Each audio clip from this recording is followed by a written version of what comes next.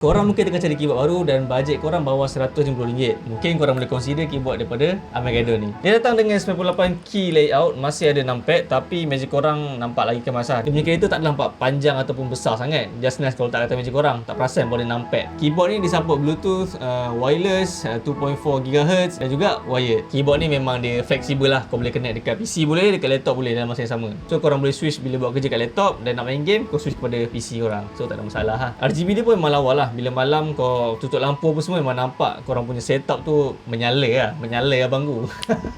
Dia punya mechanical switch memang puas lah untuk korang typing dan juga gaming.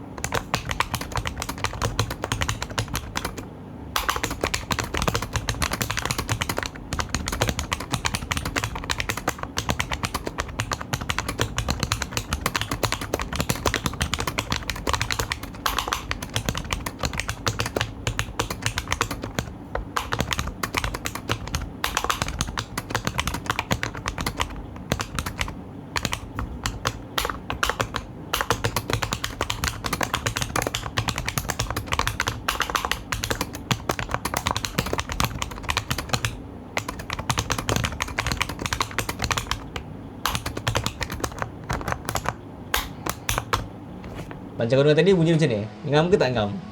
Bagi aku lah kan, kalau kau tengah cari keyboard yang baru, dia punya form factor yang compact, wireless dan RGB, paling penting harga pun bawah RM150, Armageddon MM98S ni is a good pick lah.